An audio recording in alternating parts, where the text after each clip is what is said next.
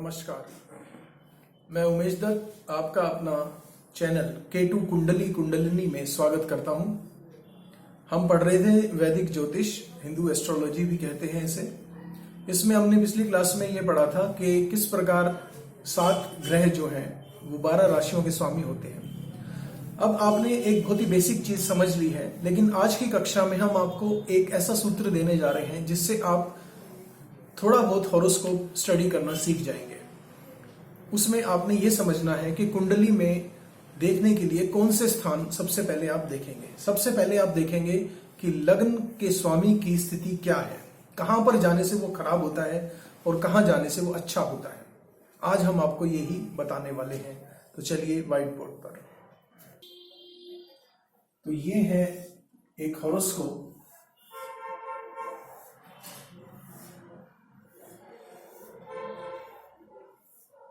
और इस हॉरोस्कोप को हम मेष लगन का ले लेते हैं। तो अगर आप मेष लगन का हॉरोस्कोप लेंगे तो लगन में, ये लगन बोलते हैं, यहां पर 1 नंबर आएगा और इसको एंटी क्लॉकवाइज दिशा में आप पूरा कर देंगे। 1 2 3 4 5 6 7 8 9 10 11 और 12। अब क्योंकि ये मेष लगन बना तो इसका स्वामी हुआ मंगल। इसका मतलब मंगल अब इसका लग्नेश हुआ। आप लिख देंगे मेष लग्न और लग्नेश हुआ मंगल। ये जो मंगल हुआ, अब आपको ये देखना है कि मंगल कहां बैठेगा और कहां बैठने से शुभ और कहां बैठने से अशुभ फल देगा। मान लीजिए किसी की कुंडली में मंगल ऐसे बैठा हुआ है, यहां पर बैठा या यहां बैठा हुआ है या यहां बैठा हुआ है, तो ये जो 3 स्थान मैंने बोले, इनको हम कुंडली का 6वां, 8वां और 12वां स्थान बोलेंगे। हालांकि यहां पर राशि भी 6 8 12 आई हुई है, लेकिन ये जरूरी नहीं कि हर बार ऐसा ही हो। अभी यहां से देखेंगे, ये 6ठा भाव है, 7वां 8वां और ये 12वां, ऐसे चलेंगे 12वां। अब ये जो स्थान है ये होते हैं दुख स्थान कुंडली के। इनको दू स्थान बोला जाता है, दू स्थान या दुख स्थान देने वाले, या इनको त्रिक भाव भी बोल देते हैं।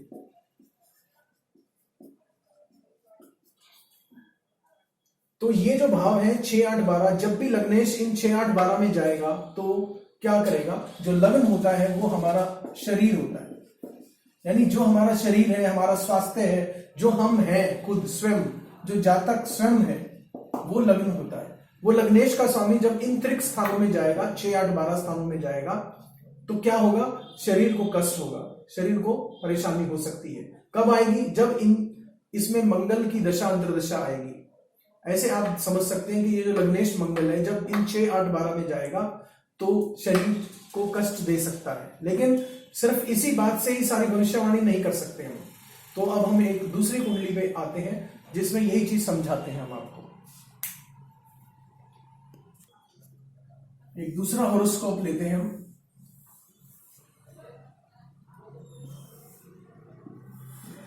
और इस बार लगन ले लेते हैं मकर।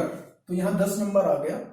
10 के बाद अब आप इस वीडियो को पॉज कर देंगे और पॉज करने के बाद इसको पूरा बनाएंगे और फिर जब दोबारा चालू करेंगे तो क्या यही स्थिति आती है, आप देख लीजिए।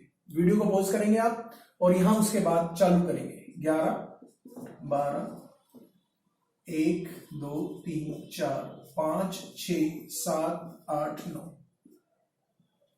अगर आपने ऐसा ही हॉरोस्कोप अपने आप बना लिया है 10 नंबर से, चेक करिए, तो बिल्कुल सही आपने इसको बनाना सीख लिया है। आपने 10 नंबर यहां डाला तो अपने आप इस तरह से आपके नंबर आने चाहिए। ये दूसरे स्थान में 11 नंबर, तीसरे स्थान में 12।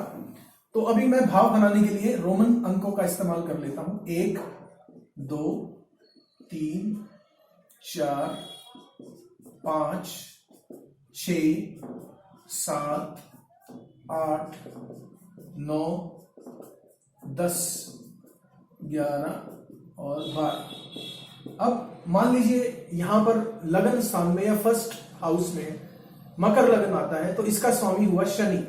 लगन हुआ मकर और लग्नेश हुआ शनि। अब ये जो शनि है, मान लीजिए यहां चला गया। अब ये शनि जो है 12वें घर में चला गया और हमने बोला था छठे, 8वें और 12वें घर में। अब ये छठे घर कौन से हुए यहाँ पर, ये चाहे राशि मिथुन है, इससे कोई फर्क नहीं पड़ता। तो छठे, 8वें, छठा, 7वां, 8वां, तो छठा, 8वां और 12वां इन घर में जाने से शनि आपके स्वास्थ्य की, आपके शरीर की और आपकी स्वयं की हानि कर रहा है, ये ध्यान रखना है। ट्रिक इसका फल कब मिलेगा, जब ये शनि की दशा, अंतरदशा, प्रत्यंतर दशा आएगी। अभी आपको बहुत कुछ सीखना है, वो हम आपको आगे बताएंगे। तो हमने देखा कि लग्नेश अगर 6, 8, 12 भाव में जाता है तो लग्न से संबंधित चीजों में समस्या आती है। ऐसा कब होगा, जब आपको बहुत सारी टेक्निक आ जाएंगी तो उनको मिला के आपने प्रेडिक्शन देनी है। लेकिन एक हिंट आपको मिल गया कि इस तरह से ऐसा होता है। ज्योतिष में बहुत सारी चीजें समझनी होती है और फिर किसी नतीजे तक पहुंचा जाता है। किसी भी एक चीज से कभी भी भविष्यवाणी नहीं करनी होती, ये आप हमेशा ध्यान रखेंगे। मान लीजिए मैंने 10 पैरामीटर पे किसी चीज का विश्लेषण किया, कोई भी चीज है, अगर 10 में से 6 या 7 पैरामीटर उसमें आ जाते हैं और 4 नहीं आते हैं, तो उस इवेंट के होने की संभावना भी उसी प्रकार 60-70% हो जाती है। अगर वो 10 के 10 पैरामीटर में लग जाए तो संभावना 80-90% तक हो जाती है।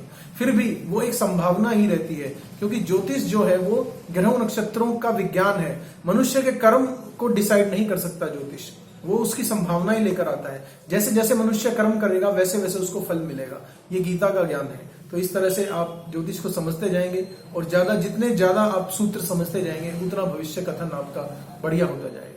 नमस्कार। अगर अभी तक आपने मेरे चैनल को सब्सक्राइब नहीं करा है तो आप इसको जरूर सब्सक्राइब कर लीजिए। नमस्कार।